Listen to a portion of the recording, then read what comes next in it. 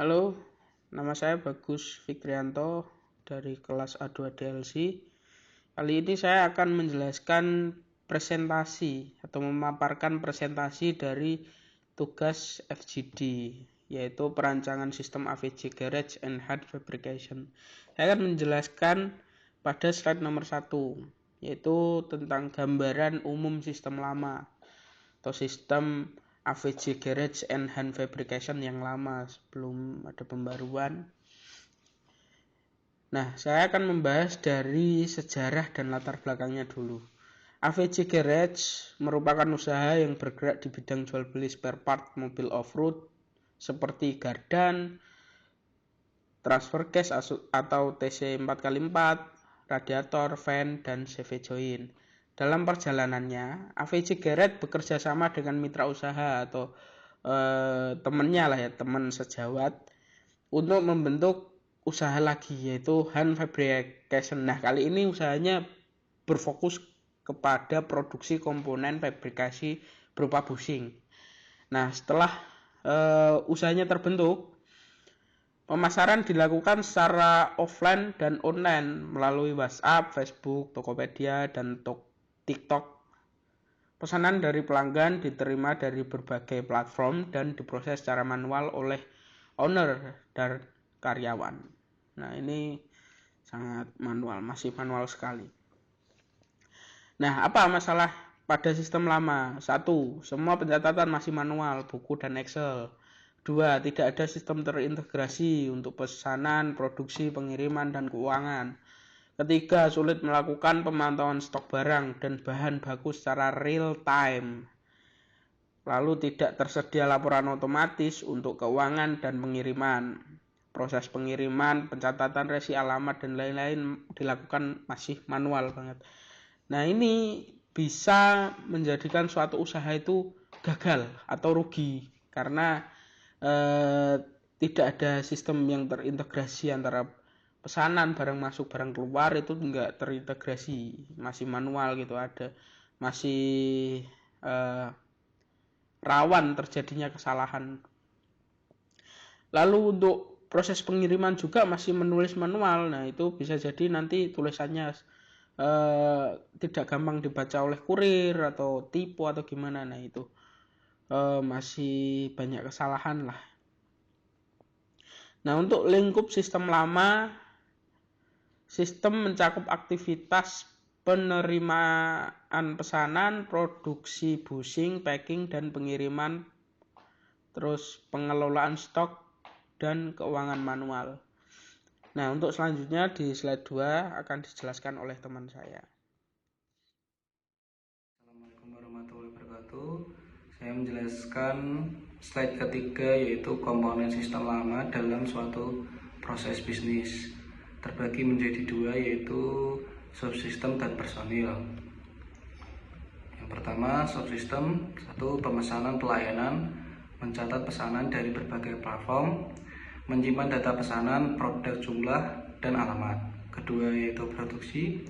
Proses produksi bushing dikerjakan secara bergiliran oleh semua karyawan. Yang ketiga, ada packing dan pengiriman. Produk dikemas dan dicatat, dan data resi dicatat. Barang dikirim melalui jasa ekspedisi. Yang keempat, ada keuangan. Pencatatan pemasukan dan pengeluaran dilakukan manual, dan tidak ada rekap laporan otomatis. Dan yang kedua adalah personil. 1. Owner bertanggung jawab atas pesanan, pencatatan data, pencetakan resi, dan pengawasan operasional. 4. Karyawan melakukan seluruh proses produksi, packing, dan pengiriman secara bergantian. Eksternal terlibat pihak luar oleh customer, supplier bahan baku, jasa ekspedisi, dan marketplace. Kesimpulan dari slide ketiga, mungkin sistem lama masih manual, melibatkan banyak pekerjaan atau bergantian dan belum terotomatisasi, terutama pada bagian keuangan dan pencatatan. Terima kasih. Saya akan melanjutkan presentasi dari slide yang ketiga, yaitu slide keempat yang di bagian identifikasi masalah dan alternatif solusi. Untuk permasalahan utama, sistem pencernaan tidak real-time dan tidak efisien, tidak tersedia data historis dan laporan otomatis, tidak ada pembagian tugas dan otorisasi dalam sistem kerja. Nah, di sini ada alternatif solusi yang bisa kita pakai. Yang pertama adalah membangun sistem informasi berbasis web, digunakan oleh owner dan karyawan, terintegrasi untuk mengelola pemesanan, produksi, pengiriman, stok produk, dan bahan baku di laporan keuangan. Nah, di sini ada ada diagram yang saya akan sedikit jelaskan, itu berisi tentang manajemen pemesanan atau order management yang fungsinya untuk mengelola proses pemesanan dari awal hingga akhir. Yang kedua ada pengiriman atau shipping, mengatur proses pengiriman barang. Yang ketiga inventaris atau inventory, mengelola stok produk dan bahan baku. Terus ada pelaporan keuangan atau financial report dan reporting, menghasilkan laporan keuangan dan proses pelaporan terkait. Nah, di sini ada bagian produksi yang di paling atas, itu gunanya untuk pengiriman, kemungkinan besar merupakan bagian dari proses yang lebih besar digambarkan dalam diagram. Sekian. Oke, selanjutnya saya akan melanjutkan dari slide keempat. Untuk slide kelima ini bagian saya, yaitu perancangan sistem baru atau web app. Tujuan sistem ini adalah untuk mengintegrasikan semua proses operasional dalam satu sistem, meningkatkan efisiensi dan akurasi kerja, serta menyediakan laporan otomatis pemantauan data secara real-time. Untuk tujuan sistem lengkapnya ada di slide di atas.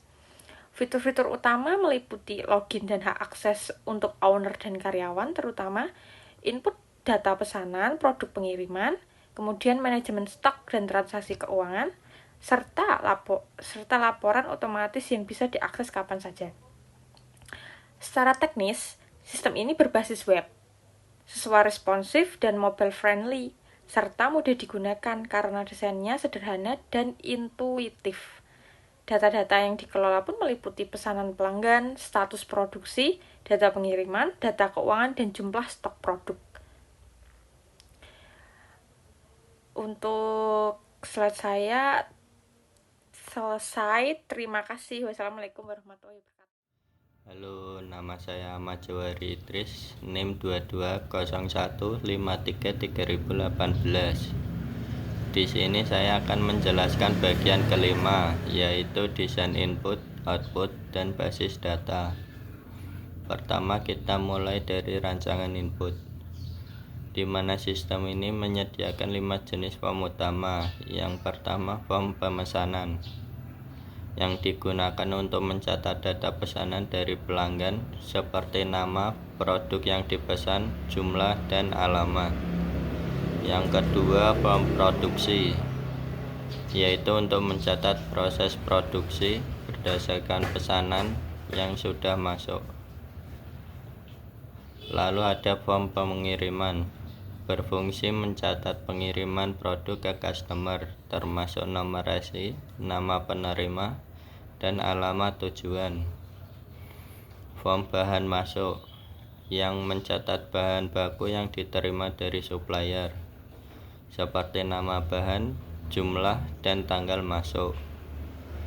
Dan yang terakhir, form login, yang digunakan pengguna untuk masuk ke sistem sesuai dengan username, password, dan peran mereka. Kemudian rancangan output. Sistem ini menghasilkan beberapa jenis laporan penting. Ada laporan pesanan untuk memantau seluruh pemesanan pelanggan, laporan produksi untuk melihat progres dan status produksi, laporan pengiriman yang menampilkan informasi pengiriman produk, lalu laporan keuangan yang mencatat semua transaksi yang terjadi, dan yang terakhir laporan stok produk dan bahan, yang berguna untuk memantau ketersediaan produk dan bahan baku. Selanjutnya, struktur tabel relasional, yang merupakan desain basis data dalam sistem ini. ada 7 tabel utama yang saling terhubung, yaitu tabel user menyimpan data pengguna seperti ID user, username, password, dan role. Tabel pesanan berisi informasi pemesanan mulai dari nama customer, produk yang dipesan, hingga tanggal pemesanan. Tabel produksi menyimpan data produksi seperti ID produksi, ID pesanan, status produksi, dan tanggal produksi. Tabel pengiriman mencatat data pengiriman termasuk nomor resi, nama penerima, alamat tujuan, dan status kirim. Tabel produk berisi data produk seperti nama produk, jenis, satuan, dan jumlah stok. Tabel bahan masuk untuk mencatat bahan baku yang diterima seperti nama bahan, supplier, dan tanggal masuk. Dan yang terakhir, tabel keuangan menyimpan data transaksi keuangan seperti tanggal, jenis transaksi, nominal, dan keterangan. Sekian penjelasan dari saya. Sekian, terima kasih.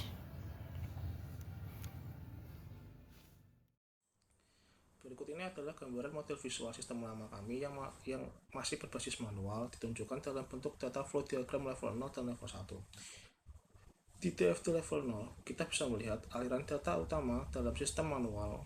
Customer dan supplier sebagai entitas eksternal mengirimkan data pesanan dan bahan baku ke pusat proses, yaitu manajemen operasional. Dari proses itu, data mengalir ke beberapa penyimpanan, mulai dari pencatatan pesanan, update stok, informasi pengiriman, hingga pencatatan keuangan. Semua dilakukan secara manual menggunakan buku dan Excel tanpa sistem otomatisasi atau integrasi. Sementara itu, pada DFT level 1 memperinci proses manajemen operasional tersebut. Di sini terlihat lebih detail bahwa pesanan diterima, dikelola oleh proses manajemen produksi, lalu dilanjutkan ke pengelolaan pengiriman, dan terakhir ke pencatatan keuangan. Semua aliran ini dilakukan secara manual. Contohnya, data transaksi masuk ke pencatatan keuangan yang disimpan dalam bentuk buku kas atau Excel, tidak ada validasi otomatis atau integrasi antar proses. Dari model visual ini, kita bisa simpulkan bahwa sistem lama perlu dirubah ke sistem yang terintegrasi dan otomatis agar lebih efisien dan akurat. Setelah kita melihat kekurangan dari sistem lama, sekarang kita masuk ke sistem baru yang dirancang menggunakan pendekatan berorientasi objek (OOAD) dengan diagram UML. Ini adalah ER diagram yang menggambarkan hubungan antar entitas dalam sistem baru. Proses dimulai dari customer yang melakukan pesanan, lalu barang diproduksi menggunakan bahan dari supplier, dikirim ke pelanggan, dan akhirnya tercatat dalam keuangan. ER diagram ini menegaskan pentingnya alur terintegrasi dari awal hingga akhir. Sistem baru mencakup beberapa model visual berbasis UML. Antara lain, use case diagram menunjukkan interaksi antar owner dan karyawan. Misalnya, owner bisa kelola laporan keuangan sedangkan karyawan fokus pada input produksi dan pengiriman. Sequence diagram menjelaskan alur interaksi objek dari pemesanan hingga pengiriman. Activity diagram menggambarkan aktivitas harian seperti alur input pesanan, update stok, hingga pengiriman. Class diagram menjelaskan struktur data seperti produk, pesanan, pengiriman, dan bagaimana mereka saling terhubung. Mockup UI, sistem ini juga sudah dirancang bentuk antarmukanya agar user-friendly dan efisien bagi owner dan karyawan. Gambar ini adalah contoh use case diagram yang menunjukkan peran owner dan karyawan. Masing-masing memiliki akses dan tanggung jawab yang berbeda sesuai dengan kebutuhan bisnis. Dengan model ini, kita dapat melihat bahwa sistem baru tidak hanya mengintegrasi proses, tapi juga memberi struktur yang jelas pada peran pengguna, alur kerja, dan data yang dikelola. Oke, sekian dari kelompok 1. Saya tutup. Wassalamualaikum warahmatullahi wabarakatuh.